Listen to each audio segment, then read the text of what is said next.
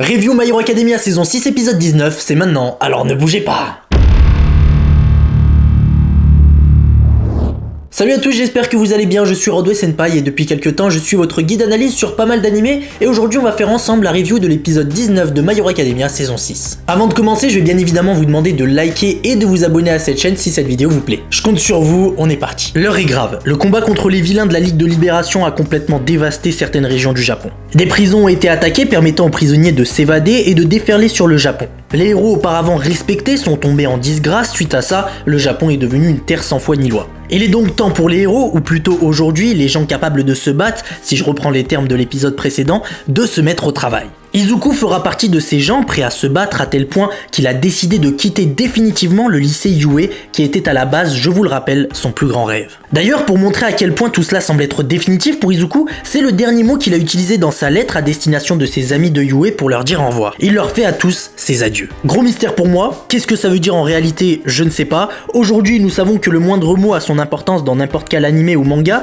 et ici, il ne faut clairement pas le prendre à la légère. On est face à quelqu'un qui a l'air d'être confiant de sa puissance, sage, calculateur, mais aussi et surtout, on a l'impression qu'il a une certaine appréhension ou connaît quelle sera la suite des événements, un peu comme dans les dernières pages de l'attaque des Titans avec Eren Yeager. Comme si la libération des pouvoirs de ses prédécesseurs lui conférait aussi leur connaissance et expérience du combat. Comme si grâce à eux, il pouvait savoir à l'avance certains événements dus justement aux nombreuses années de vie de combat accumulées par ses prédécesseurs. Car au vu des événements, il sait qu'il ne survivra pas au combat qui l'attend. En effet, c'est fort envisageable, surtout que le mot adieu est utilisé la plupart du temps lorsque quelqu'un s'apprête à mourir ou aller dans un endroit dont il ne reviendra jamais. On est d'accord qu'on ne dit pas adieu comme ça, car dans le cas présent, au pire des cas, ses amis de Yue vont sans doute devenir par la suite des héros, ou autres, je sais pas, et il est fort probable qu'il croise au moins un de ses anciens camarades un jour ou l'autre. Et c'est donc pour ça que ce mot adieu utilisé par Izuku dans sa lettre m'a totalement perturbé. Car s'il vous plaît, ne me dites pas que c'est un mot utilisé au pif, c'est vraiment impossible. Et d'ailleurs, n'hésitez pas à me dire ce que vous en pensez en commentaire, si vous êtes plutôt d'accord ou non, ou si vous avez peut-être une autre théorie. Allez, reprenons. En début d'épisode, nous retrouvons des anciens personnages qu'on n'avait pas vus depuis un petit moment. Il s'agit de Yoshindo en terminale de la filière héroïque à Ketsubutsu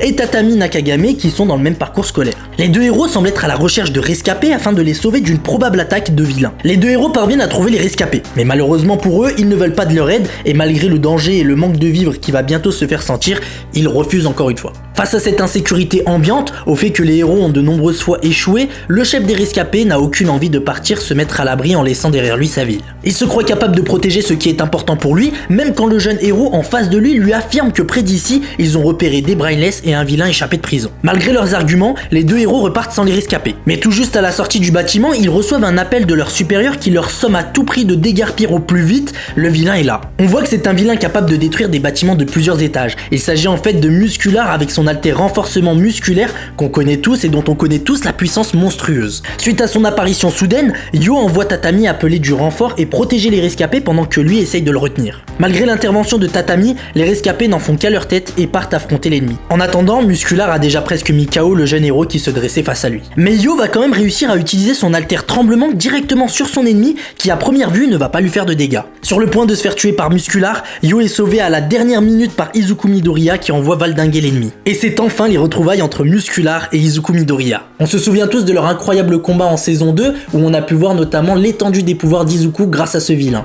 Malgré son masque, Muscular le reconnaît au premier regard et il est super excité à l'idée de pouvoir se battre une nouvelle fois face à Izuku. Il précise qu'il n'est vraiment pas là pour se venger ou quoi, il veut juste s'en mettre plein la tronche avec Izuku. Et il veut absolument revivre ça tout comme nous en fait. Une fois que l'occasion s'est présentée, Izuku amène le blessé à Tatami et là les choses sérieuses vont pouvoir commencer. Il retourne faire face à l'ennemi mais sur la route il nous dit qu'il a peut-être abusé de la fumée qu'il semble dégager de son corps. Lorsqu'il se demande justement s'il en a trop envoyé, l'ancien détenteur de cet alter qu'il utilise et dont on voit d'ailleurs pour la première fois les effets se manifeste. Il lui confirme que la zone d'effet est trop vaste et qu'il faut qu'il mette moins de fumée. Il ajoute que si ça l'aveugle aussi, c'est retour à la case départ et que c'est à cause du One for All que l'ensemble des alters s'emballe vite. Il termine en lui disant que ce pouvoir s'est développé pendant 8 générations, c'est donc logique que le 9e détenteur galère à le contrôler, que ce soit au niveau de la puissance ou de l'ampleur. Il lui dit que leurs pouvoirs pris séparément n'ont rien de décisif en combat. Ce qui veut logiquement dire qu'Izuku va devoir prendre l'habitude d'allier plusieurs des alters des anciens détenteurs pour éliminer un quelconque ennemi. Pour réussir à faire ça, il doit se servir de ses haltères comme outils servant à bâtir sa stratégie. Aujourd'hui, il pourra et on pourra justement voir à quel point il est puissant face à un vilain qui, je vous le rappelle, a résisté à un coup de poing d'Izuku à 100% de sa force. En parlant d'utiliser plusieurs haltères, Deku face à cet ennemi décide d'allier Voltige pour l'attirer dans les airs, Sixième Sens pour anticiper ses attaques et Fouet Noir pour l'attaquer et le jeter fort contre des structures. Cet enchaînement d'attaques, comme vous avez pu le voir, a été possible grâce à son esprit calculateur comme je le disais en début de vidéo. Pendant le laps de temps où Izuku a immobilisé Muscular, il se rend compte à quel point il est malade mental. Il ne vit que pour la baston, pour lui, c'est sa raison de vivre. Dans sa folie et face à cette envie irrésistible d'affronter Izuku, Muscular se détache de son emprise et semble vouloir y aller à fond face à son adversaire. Tandis que Midoriya, lui, veut savoir ce qui se trame dans la tête de son ennemi. Mais au moment où Muscular s'apprête à attaquer, il semble y avoir un problème chez lui. Izuku nous dit qu'à chaque nouvelle couche, les fibres musculaires usées se détachent ou sont détachées. Et faisant office de preuve de sa difficulté, quelques minutes auparavant, au lieu d'attaquer directement Izuku, il s'était attaqué à l'immeuble sur lequel il était. Et ça c'est grâce à l'attaque du jeune Yo qui avait utilisé son alter vibration sur Muscular. Et d'ailleurs le jeune Yo avait utilisé 100% de ses capacités, ce qui donne le résultat qu'on a maintenant. Profitant de cet instant de faiblesse, Izuku attaque son ennemi avec le revêtement intégral du One for All à 45% de sa puissance max. Comme vous avez pu le voir, il n'a utilisé que 45% de son pouvoir comme je le disais juste avant, et l'a projeté assez loin en le mettant KO d'un coup. Alors que lors de leur première rencontre, Izuku avait soi-disant utilisé 100% de ses capacités et avait du mal à en finir avec lui. Ce qui met bien sûr en doute le fait que la première fois, Izuku avait utilisé 100% de ses capacités. Mais bon, dans cette situation, c'est plutôt compliqué d'affirmer cela, vu qu'à ce moment-là, Deku a profité du problème que subissait Muscular à cause de la précédente attaque du jeune Yo, qui l'a laissé donc presque sans protection musculaire. Ce qui fait qu'en fait, c'est comme si Izuku avait tapé dans un corps sans protection. Et là, il l'avait frappé avec 45% de sa force max. Une fois hors d'état de nuire, Deku attache son ennemi et l'emmène dans une prison devant les yeux ébahis des renforts et de Tatami qui regrettent de ne pas avoir pu le remercier. Après ça, les rescapés que les jeunes héros étaient à la base allés chercher décident d'aider le jeune Yo qui est inconscient et qu'il faut amener aux urgences. Après ça, on a encore eu une chose très intéressante dite par celui qui a été le plus proche de Deku jusque-là, mis à part All Might. Yo, en se remémorant certains moments du sauvetage, a clairement reconnu celui qu'il avait rencontré à l'examen du permis provisoire,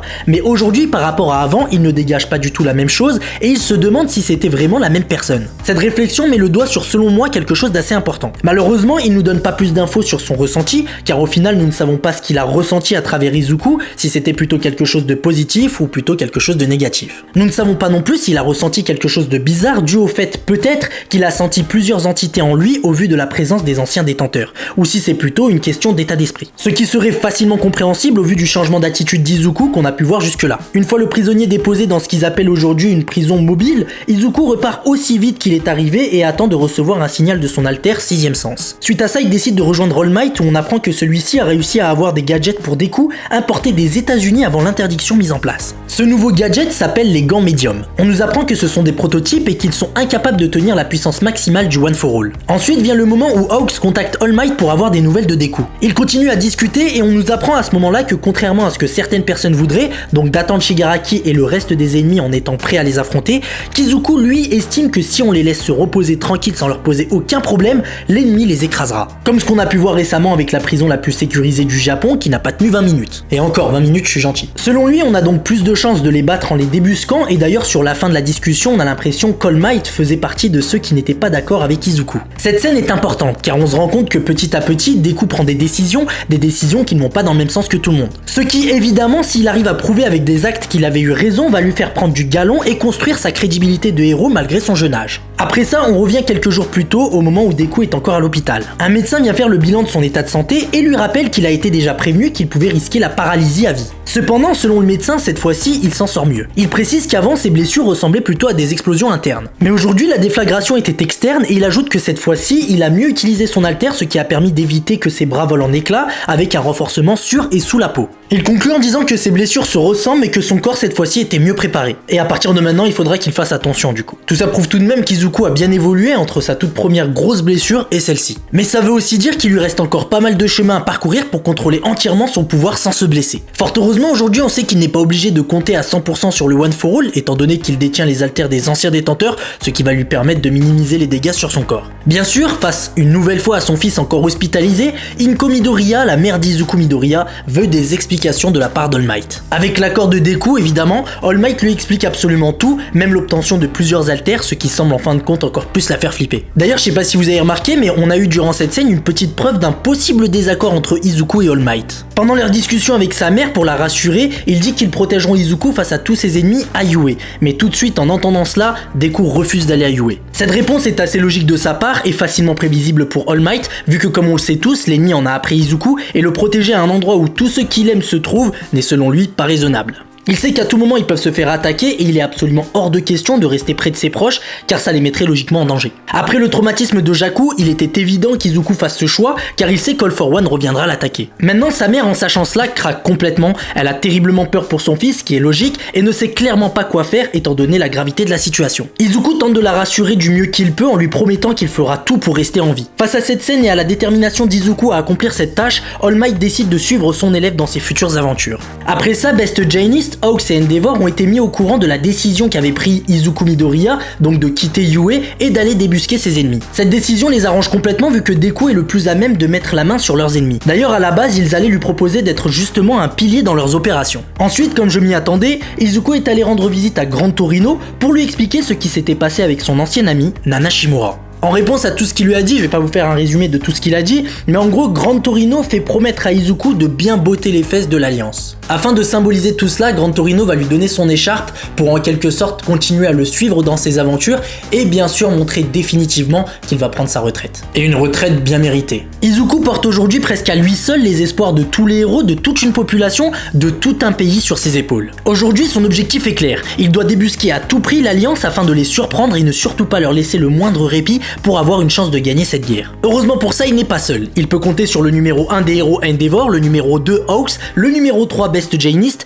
et bien sûr épaulé par l'expérience de son mentor All Might. L'épisode se termine sur cette scène. Un dernier focus d'Izuku se remémorant qu'il fait partie dorénavant d'une équipe réunie spécialement pour arrêter l'ennemi et surtout All for One. Dans le prochain épisode, nous avons pu voir qu'on fera la rencontre d'un tout nouveau personnage rapidement aperçu lors de l'attaque de la prison du Tartare. Tout cela donne déjà une petite indication sur son niveau de puissance étant donné que cette prison renferme les criminels les plus dangereux du Japon. On a aussi eu l'occasion de l'apercevoir dans l'opening avec notamment un petit foreshadowing présent sur l'arme qu'elle va utiliser face à Deku, donc un sniper. Pour ceux qui l'ont vu, franchement bravo à vous parce que c'était vraiment pas facile. Pour le voir, ce qu'il fallait faire c'était mettre l'opening et stopper image par image, en gros toutes les secondes quoi. Pour ceux qui l'ont remarqué, vous avez très bien vu qu'il y avait une lunette sombre en fait autour d'Izuku et qu'au bout d'un moment les verglas, enfin la glace a explosé autour de lui, des verres ont explosé autour de lui et lui il était à l'intérieur de ces verres, c'était une petite symbolique bien placée et encore plus si vous aviez bien mis stop au bon moment, et ben vous pouviez voir en fait des balles. Donc ici clairement des balles de sniper vu que à mon avis ça va être un sniper engagé pour éliminer Izuku, comme on a ça je le devine en fait avec ce qu'on a pu nous dire pendant la preview. Pendant la preview on nous dit agent du mal ou un truc comme ça, donc en gros cette personne, donc ce nouveau personnage va être payé par All for One pour tuer Izuku et donc cette personne va utiliser un sniper. Le fait qu'elle soit présente dans l'opening peut nous amener à penser que ce nouveau personnage ne sera pas seulement qu'un simple ennemi et qu'elle sera bien plus aux yeux d'Izuku. Tout ça nous sera sans doute confirmé dans le prochain épisode et clairement ce nouveau personnage me plaît déjà. Voilà, si cette vidéo vous a plu, je vous invite fortement à la liker et à vous abonner si vous êtes nouveau, ça récompense en quelque sorte le travail fourni. On se quitte en images et je vous dis à la semaine prochaine pour la review de l'épisode 20, prenez soin de vous, allez, ciao les potes!